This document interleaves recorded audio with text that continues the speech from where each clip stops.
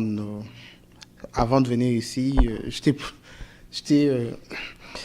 plus déprimé que ça. C'est vraiment encourageant d'entendre nos aînés penser à l'Afrique à ce point-là. Ça vient vraiment du cœur quand nos aînés qui ont déjà fait la vie, mais qui se disent non, je veux mourir chez moi pour nous aider, ça c'est très bien. Moi, je suis encore jeune et comme ils ont déjà donné les possibilités très faisables de leur rapport à la situation qui est la nôtre, quant à moi, je pense que je vais choisir un autre chemin. Je pense que nous, en tant que jeunes, j'ai une trentaine, il y a encore plus jeunes que moi, nous devons tout faire pour essayer d'infiltrer le monde politique. Parce que le mal est très profond. Je viens d'élire le programme PASEC de la Banque mondiale, des programmes d'analyse des systèmes éducatifs. La Banque mondiale avait créé ces programmes dans 10 pays francophones de l'Afrique. Ils voulaient essayer d'étudier, de voir comment l'étude primaire et secondaire, où est-ce qu'ils en sont en fait. Ça veut dire, où est-ce que ces pays-là en étaient. 72% des élèves de 2e à 5e arrivent à peine à lire le français. Et 51, je pense 52% des élèves de terminale n'arrivent pas à bien traiter le mathématique. Donc le tableau était vraiment sombre. Là, on parle de 2016, 2000 et 2017. D'où, je pense que le problème est très profond. Ça demande aussi à ce que nous, les jeunes, nous puissions infiltrer. Je parle bien d'infiltrer la politique congolaise. Vous voyez tous ces beaux programmes-là, ça a besoin d'appui. Ça a besoin des jeunes courageux qui peuvent se sacrifier, eux, voire même nos carrières, voire même tout ce qu'on a de bien ici, pour essayer de donner une place, une voix, peser dans des parlements, dans des... comme conseiller municipal. C'est-à-dire ici, dans la ville de Kinshasa, à l'époque, il y avait 4 personnes, la diaspora, qui réfléchissaient bien. On aurait pu accepter les 3 millions que le 12 millions qu'on n'a déjà pas d'ailleurs. Voilà, donc il est très important. Commencer par là. Et puis voilà, quoi. Parce que l'éducation dans tous les pays où j'ai été, Dieu m'a fait grâce. J'étais à l'Afrique centrale, Afrique du Sud, Europe, Amérique du Sud, Amérique du Nord. C'est l'État qui décide. Et l'éducation, ce sont des réformes. Ce sont des réformes... Parce que chaque année, la France vient encore de réformer son système d'éducation.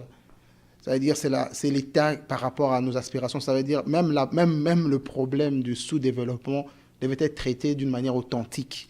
Nous avons des problèmes, certes, mais il faut voir. Est-ce que ça vaut la peine qu'un Congolais, que 10% des Congolais aillent à étudier la médecine, le droit, l'économie? Il faudrait voir. Déjà, qu'est-ce qu'on a comme système économique chez nous? On a des banques. Chez nous, on a plein de banques. On n'a aucune banque congolaise. Les crédits chez nous, ça se donne à 30% les taux. Et les mois, ce n'est pas l'année. Voilà. Chez nous, la communication, par rapport au salaire minimum, on a la communication la plus chère du monde. Mais on dit, ah tiens, on est avancé. Ça dit que même le Congolais lui-même n'est pas conscient du problème qui sont le leurs, parce qu'on leur donne ça d'une façon tellement floutée que tout ce qu'il y a de mal au monde, ça veut dire, pour eux encore, c'est le plus grand bien. Donc, d'où les politiciens ont un rôle très important à jouer dans tout ça. D'où il faudrait aussi penser à ça. C'est-à-dire, nous, on est jeunes, on a encore du sang. On peut encore se battre, on peut encore supporter 10 ans de prison, 15 ans, 5 ans, mais nos aînés sont fatigués, ils ont fait tout ce qu'ils ont pu. Beaucoup ont été maltraités, arrêtés, torturés.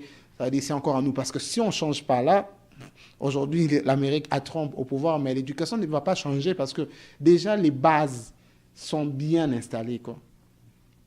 On veut bien qu'on ait des présidents qui ne soient pas des génies, qui ne soient pas des intellectuels, mais on n'a pas encore des bases. D'où on a besoin des gens très sérieux, des gens qui ont le souci de la population, parce que ce n'est plus un problème politique, c'est un problème des générations. C'est-à-dire, dans 10 ans, peut-être que nos enfants ne sauront plus lire. Voire même nos étudiants internationaux qui viennent ici, on risquera d'avoir des gens abrutis qui devront reprendre encore les langues et tout. Donc, voilà quoi. Donc, c'est ça. Je pense que ce que j'avais à dire, c'est... Ok, je pense que j'en ai entendu beaucoup là. Mais bon, c'est la triste réalité. Mais on garde espoir. On garde espoir parce que l'espoir fait vivre. Donc, notre émission touche à la fin. Mais j'avais encore une dernière question pour mes intervenants. Le débat a été très intéressant, très productif. J'en ai appris beaucoup, énormément.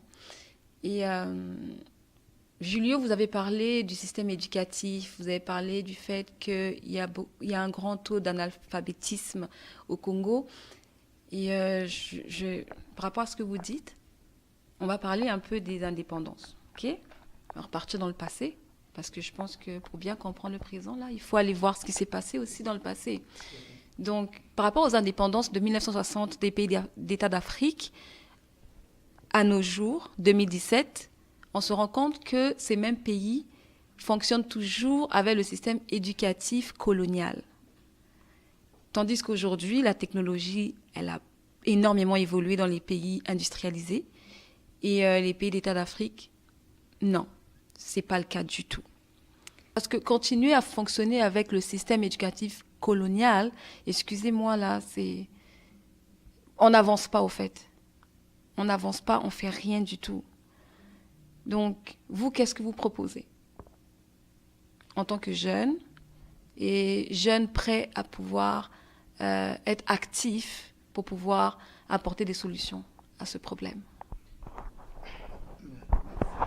Je vais faire rapidement. Nous, en tant que jeunes, aujourd'hui, on a une chance que nos aînés n'ont pas eue. On a un héritage. C'est-à-dire, si je prends juste mes deux aînés ici, ils peuvent me faire un système éducatif qui soit adapté aux réalités d'aujourd'hui. Donc, nous, on n'aura pas des grandes recherches à faire. On a des chèques en tas Diop jusqu'à mes aînés d'ici. Ce sont des gens les Africains ont beaucoup écrit, voire même des Africains de la diaspora. Je parle des Antilles. On a Aimé Césaire, Contra Damas, on a tout. Il suffit juste de lire, d'appliquer d'abord ce qui a déjà été fait. Avec nos aînés qui sont encore vivants, on arrivera. On a tout. On n'a plus rien à inventer. Juste appliquer. Et demander vraiment à appliquer déjà ce qui existe. L'intelligence y est. Je vous jure, vous serez surpris si vous commencez à lire tous nos vieux là. Ça veut dire masque peau noire, masque blanc, vous lisez, tout, on a tout, que ce soit dans la médecine, dans la technologie, c'est-à-dire tout a été fait. Mais par rapport à ce que vous dites aussi, on ne peut pas comparer le système éducatif des pays industrialisés et le système éducatif des pays sous-développés. Tout à fait. Parce que ces pays-là, comme je dirais, je sais pas, le Canada, la France, les États-Unis, ont déjà une longueur d'avance par rapport à nous. Est-ce que nous, le vrai problème, ce ne serait pas d'abord l'éducation? Parce que vous avez parlé aussi de quelque chose, vous tous en commun, vous dites qu'il faut avoir le souci. Il faut avoir cet amour-là de son pays pour pouvoir se lever et faire quelque chose. Tu as besoin de ça pour Gladys. Donc, c'est ça, en fait, que je voudrais savoir. Okay. Est-ce qu'il ne faudrait pas mettre en place un système adapté à nos réalités africaines? Ouais. Et depuis tantôt, j'avais dit que nos problèmes, disons, les solutions devaient être authentiques à nous. Nous, on a des têtes. Le problème actuel du pays, ceux qui sont maintenant sont mieux placés. Et ceux qui vont en navette aussi connaissent. Ça doit prendre des études, mais ça ne prendra pas longtemps. Parce que nos parents qui sont ici, nos aînés, l'ont dans le sang. C'est-à-dire qu'ils connaissent l'Afrique. Ils ont l'Afrique des 10, 20 dernières années. D'où il faudrait rentrer, étudier le terrain, voir par où nous devons commencer. Parce que c'est quoi les développements en fait? C'est de trouver des solutions à des problèmes quotidiens d'abord. C'est-à-dire comprendre aujourd'hui, est-ce qu'on doit faire comme la Chine à l'époque? Une fois qu'on aura les forces politiques, parce que les universités, on veut bien. Aujourd'hui, d'abord, en Afrique, il n'y a pas d'argent. Il n'y a pas de travail, il n'y a pas de boulot. C'est-à-dire le pain quotidien reste encore un miracle pour la majeure partie de la population. Et tout ça, ce sont des problèmes à s'asseoir avec des gens sérieux, discuter. C'est ça la politique, en fait. C'est-à-dire donner des programmes à respecter, comme l'aîné a des programmes à faire avec son groupe politique. Je pense que ça sera même ça, le but, en fait. d'envoyer des gens, des émissaires dans des pays où ça marche déjà, dans des pays dont les situations sont jumelées avec nos réalités, et puis appliquer. Donc voilà, je ne sais pas si vous avez ajouté. Okay. Un mot avant de céder, je sais qu'il y a quelque chose à ajouter certainement. Donc, en ce qui concerne l'Afrique francophone, effectivement, les programmes d'enseignement que nous avons sont inadaptés parce qu'ils ont été conçus à un moment donné avec un objectif précis. Et c'est lui qui l'a conçu. Oui. Ce ne sont pas des programmes que nous avons que les Africains ont conçus eux-mêmes. C'était des programmes qui ont été conçus par l'Occident. Je pense qu'il faut réadapter ces programmes en tenant compte des réalités, non seulement du pays généralement, mais même des provinces. Quels sont les potentiels qui sont dans les différentes provinces d'un pays? Et comment est-ce qu'on peut arriver à transmettre des connaissances qui permettent à ce qu'on mette en valeur ces potentiels naturels? Ouais. Parce que c'est à l'issue de ces potentiels que le bien-être, parce que toute l'éducation, tout ce qu'on fait, ça vise le bien-être de l'homme, du citoyen de chaque pays. Donc, il faut que les programmes éducatifs tiennent compte de cette réalité-là, les besoins de formation, les besoins du bien-être, mais aussi qui permettent aussi à l'Africain d'être aussi un citoyen accroché au monde. C'est-à-dire qu'on ne peut pas écarter l'aspect technologique. Mais ça ne doit pas être... Tout le monde ne doit pas se tourner seulement sur la technologie. Mais on peut utiliser cette technologie pour donner une formation qui tient compte de nos réalités et qui peuvent créer une plus-value à chaque citoyen. C'est à peu près ce que je peux ajouter pour ne pas m'éterniser. Okay. Donc, par rapport à ce que Malik dit, moi, je vais continuer dans la même lancée. Je vais prendre 2 exemples pour te confirmer qu'il n'y a pas de problème vraiment d'éducation difficile à résoudre. Comme le signalait Julio, nous avons aujourd'hui, domaine par domaine, des spécialistes africains vivants ou morts qui ont laissé un travail qui est valable sur au moins 100 ans. Après 100 ans, je ne sais pas si ces résultats seront encore valables, mais je sais que sur au moins 100 ans, c'est encore valable. Et le travail continue. D'ailleurs, au passage, je rappelle que c'était l'ingénieur Jacques Bonjao. Vous pouvez taper sur Internet Jacques Bonjao, vous allez voir tout ce qu'il a fait, il est rentré au Cameroun. Donc, ça serait très intéressant de voir le modèle de Modibo Diarra et de Bonjao qui sont rentrés. Donc, pour répondre à cette question, c'est un problème qu'on peut résoudre en moins de 10 ans, pays par pays, pour peu qu'il y ait le cadre, comme l'a signalé Julio, le cadre politique institutionnel pour le faire. Donc, par exemple, comme exemple, les pays africains francophones peuvent aller voir comment les Sud-Africains ont fait pour changer le programme de l'apartheid. Aujourd'hui, il n'y a pas de problème. Il y a des problèmes de délinquance en Afrique du Sud. Mais quand ils ont pris le pouvoir, fait des réformes très vite pour adapter le programme par rapport à la nouvelle volonté politique. Et le deuxième pays qui reste encore pour le moins un pays en étude, c'est le Rwanda. Le régime qui est venu a balayé tout ce qui existait avant. Aujourd'hui, vous allez au Rwanda, les gens étudient en anglais, alors qu'avant, c'était francophone. Je ne dis pas aux francophones de quitter la francophonie, ce n'est pas mon propos. Mais ce que je veux dire, c'est que les réformes, c'est rapide de faire. On peut les faire en moins de 10 ans quand vous avez les hommes qu'il faut à la place qu'il faut. C'est très rapide à faire parce que les compétences existent. L'Afrique a plus de cerveau qu'elle en a besoin. C'est pour cela que beaucoup vont à l'étranger. Nous avons des compétences, je vous dis domaine par domaine. Moi, quand je prends mon domaine, vous me demandez de mettre en place des réformes dans mon domaine, ça ne va pas prendre 10 ans. Parce que je sais qui je vais aller contacter. En moins de 5 ans, vous faites le travail vite fait, bien fait et propre. L'UNESCO recrute souvent quoi? Des diplômés africains. C'est l'Afrique qui ne veut pas utiliser ces diplômés. Mais quand vous allez dans les institutions internationales, vous voyez beaucoup de cadres africains qui ne sont pas écoutés dans leur pays. Les professeurs comme Monga et bien d'autres qui ont travaillé aux États-Unis, au Canada. Donc, les réformes que nous avons à faire pour changer les programmes qui ne sont pas adaptés aux réalités africaines devaient être faites depuis. Le professeur Moumouni Diofo, dont le nom porte l'Université du Niger, l'avait déjà dit. Cheikh Anta Diop en a parlé, d'autres en ont parlé après eux, Aliou Fonfo au Nigeria, qui lui a changé une partie du programme nigérian. Mais seulement, pendant que nous proposons ça à nos dirigeants, certains de nos dirigeants préfèrent écouter des experts internationaux. Parce qu'ils auront des financements de l'UNESCO et ils pensent que ceux-là connaissent l'Afrique mieux qu'un Africain. Et tout le problème, il est là. Donc nous interpellons encore nos dirigeants une fois de plus pour dire que l'Afrique a les compétences pour tout faire par elle-même. Elle a les compétences techniques, intellectuelles, humaines. Mais seulement, il n'y a pas de volonté politique de faire des réformes. Pourquoi? On ne le saura jamais. Mais nous, on sait que depuis longtemps, les Africains sont capables, depuis les années 80, de remplacer tous ces experts étrangers pour faire le travail eux-mêmes. Seulement qu'on leur donne les conditions de travail. Il n'est pas normal qu'on demande à un Africain de travailler dans des mauvaises conditions et quand l'expert étranger vient, on le loge dans un palace et qu'on lui donne de l'argent pour ne rien faire. C'est un peu le même problème avec les entraîneurs de football étrangers. Ils arrivent, quel que soit le résultat, ils sont bien payés, pendant que le fils du pays qui aime son pays, on va pas lui donner les conditions pour travailler. Donc c'est cette mentalité qu'il faut changer. La question n'est pas les réformes, c'est facile à faire des réformes, que ce soit en économie, en éducation, des programmes scolaires, c'est des choses faciles à faire. Mais il faut une vision politique, parce que c'est dans la vision politique que se font les réformes. Et sans vision politique, sans volonté de faire les réformes, c'est sûr qu'il n'y aura rien. Et donc, nous, on est content de voir les jeunes comme Julio. On espère même les soutenir s'il le faut, sur le plan financier, sur le plan humain, sur le plan intellectuel, pour qu'ils aillent un peu faire ce que j'appelle bousculer la machine. Expliquer avec leur apport, leur énergie neuve, que bon, on peut faire les choses autrement et que les dirigeants les écoutent et que nous tous on puisse se mettre sur la table pour discuter de ce qu'on appelle. On a fait des conférences nationales sur le plan politique, mais il faut le faire sur le plan éducatif. Parce que c'est un drame, l'éducation en Afrique actuellement, c'est un drame. C'est un échec patent à tous les niveaux. À tous les niveaux, c'est un échec. Il ne suffit pas de former des diplômés. Encore faudrait-il pouvoir voir si ce qu'on leur apprend, ça sert à quelque chose. Nous, on a la chance ici de voir les erreurs que nos dirigeants ont commis. Le dernier exemple que je vais citer, c'est le Québec, la province dans laquelle nous sommes. Ils ont refait leur réforme dans les années 70. Ça leur a pris quoi 5-6 ans pour le faire. Les cégep, tout ça, sont nés en 70. Ça n'existe. Bon, en tout cas, moi, je suis dans la province du Québec, donc même si la conférence se déroule dans la province de l'Ontario. Donc, c'est ça.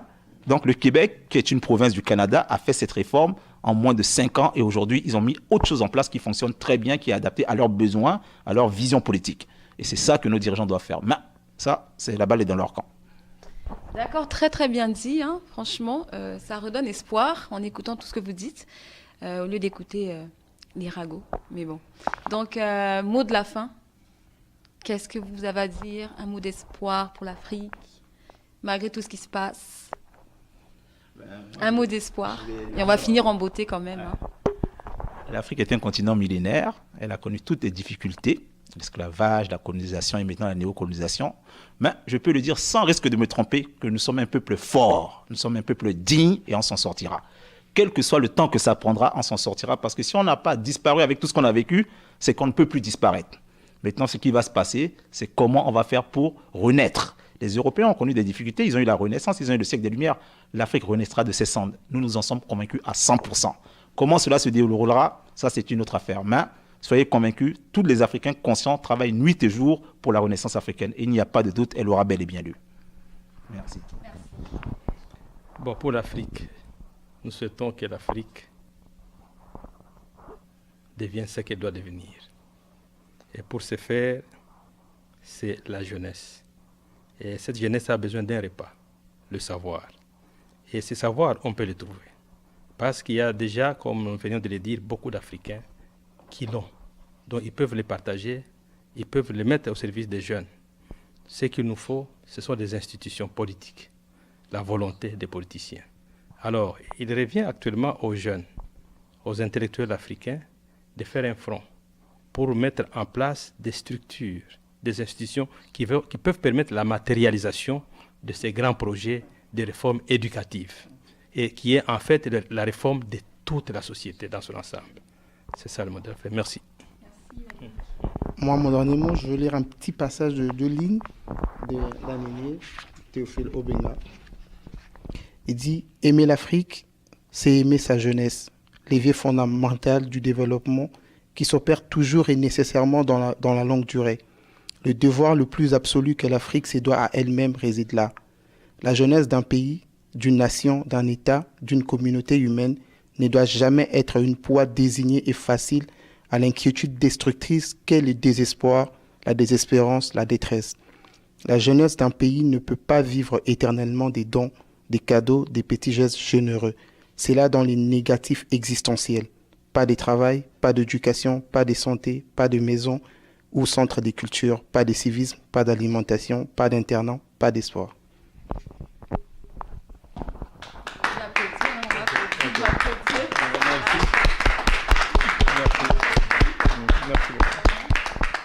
On vous remercie beaucoup pour nous avoir associés à cet échange. Nous espérons qu'il sera utile et qu'il sera utile pour les autres. Merci. Merci beaucoup. Je reprends le micro. Vraiment, j'ai été gâtée par rapport à tout ce que j'ai entendu, tout ce que j'ai appris. Et moi aussi, en tant que jeune africaine, vraiment, je pense avoir une part à faire pour mon pays et pour les autres pays d'Afrique aussi qui sont dans le besoin, parce que l'Afrique, en fait, c'est notre terre.